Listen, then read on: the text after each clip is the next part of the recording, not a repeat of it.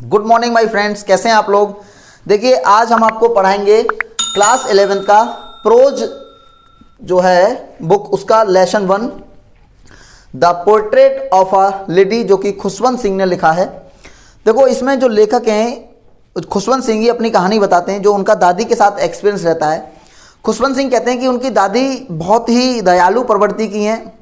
वह आध्यात्मिक महिला थीं और वो भगवान में विश्वास करती थीं और पूरे दिन उनका एक ही काम था, माला जपना। और वह उनकी बहुत परवाह करती हैं, मतलब दादी जो अपने जो नाती की बहुत परवाह करती हैं और वह उनकी पढ़ाई में भी मदद करती हैं। जब लेखक शहर चले जाते हैं, मतलब लेखक के माता पिता शहर चले जाते हैं, तो दादी जो है उनको स्कूल भेजती है। उनके लिए मतलब टिफिन तैयार करना, उनका बुक्स बैग लगाना, उनको छोड़ के आना, तो ये सब काम दादी करती हैं।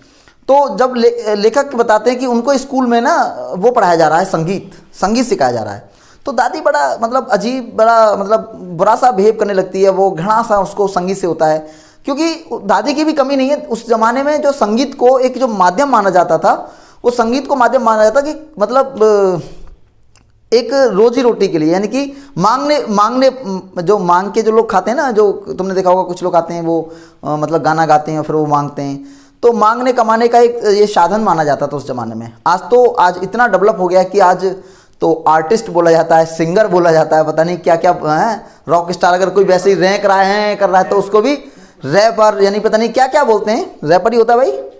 हाँ, तो लेकिन उस ज़माने में दादी जो होती है ना, वो ये समझती हैं कि ये तो बस एक मांगने कमाने वाली चीज़ें हैं, मांग के खाने का एक साधन है। तो अब वो बड़ा थोड़े अपसेट रहती हैं, लेकिन वो चाहती हैं कि लेखक है ना कि वो पूजा पाठ करे। लेखक ये जो खुशवंत सिंह है, ये क्या करें, पूजा पाठ करें, भगवान में विश्वास करें।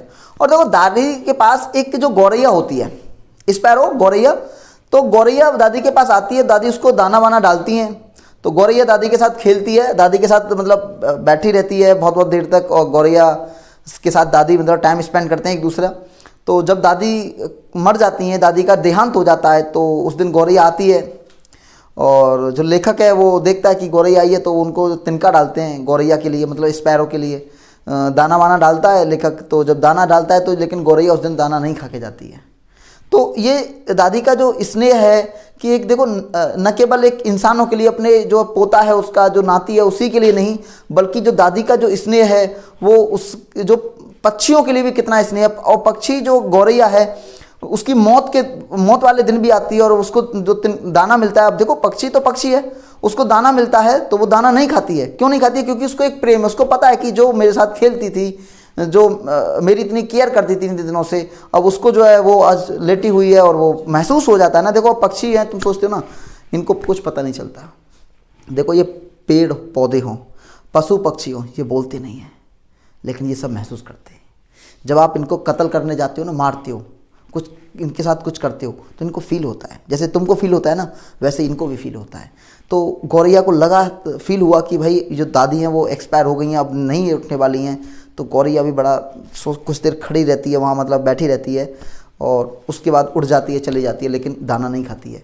तो इस जो चैप्टर में जो लेखक जो हमें बताना चाहते हैं, वो एक डीप मैसेज देना चाहते हैं कि देखो जो दादी थी वो कितनी दयालु प्रवृत्ति की थी और कितनी आध्यात्मिकता थी, और उनका जो जुड़ाव है न केवल मनुष्यों से था, बल्कि उनका जुड़ाव पक्षी से भी था, एक गौरैया से भी उनका जुड़ाव था। तो ये इसी बात का प्रमाण देता है, प्रूफ करता है कि दादी कितनी मतलब काइंड हार्टेड लेडी थी। तो इस स्टोरी में यही बताया गया है। और देखो मैं आपको बता दूं, अभी 1 और 1 2 तुषार, ये 2 नोट्स हैं इसके। देखो ये आपको दिख रहे होंगे नोट्स,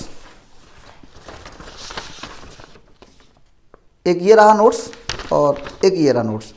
तो इस नोट्स के बारे में थोड़ा डिस्कस कर देता हूँ। इसमें मैंने एक लॉन्ग आंसर दिया है, मतलब एक ही लॉन्ग आंसर है। अगर आपको इस चैप्टर से रिगार्डिंग अगर कुछ भी क्वेश्चन लॉन्ग आंसर पूछता है आपसे, तो आपको यही लॉन्ग आंसर लिख के आना है, मतलब ऑल इन वन। मैंने इसको समराइज करने की कोशिश की है और इसमें मैंने 2 आपके शॉर्ट आंसर दिए हैं, 2 शॉर्ट आंसर बने हैं।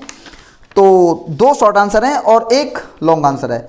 तो ये नोट्स आपको दोस्तों डिस्क्रिप्शन में मिल जाएंगे, और आप हमारे टेलीग्राम चैनल के टेलीग्राम ग्रुप से आप इनको ले सकते हैं। तो तुषार इनको डिस्क्रिप्शन में दे देना। तो थैंक यू क्लास, मिलता हूं आपसे नेक्स्ट वीडियो में। तब तक के लिए बाय, टेक केयर, हंसते रहिए, मुस्कुराते रहिए। और अगर चैनल सब्सक्राइब नहीं किया है तो देखो प्लीज़ चैनल को सब्सक्राइब करें, लाइक करें और अपने दोस्तों तक पहुंचाएं। देखो मैं बहुत मेहनत कर रहा हूं आप लोगों के लिए, मैं सिर्फ यहाँ बोल के नहीं चला जाता हूं, आप लोगों के लिए नोट्स बनाता हूं, फिर इसकी टाइपिंग करवाता हूं हिंदी इंग्लिश में और फिर आप लोगों तक पहुंचाता हूं। तो देखो इसके लिए थोड़ा सा आपको मतलब मेरे को सपोर्ट करना चाहिए, नहीं करना चाहिए? और मैं उम्मीद करता हूं आप लोग सपोर्ट जरूर करेंगे। Thank you class, bye, take care, हंसते रहिए, मुस्कुराते रहिए।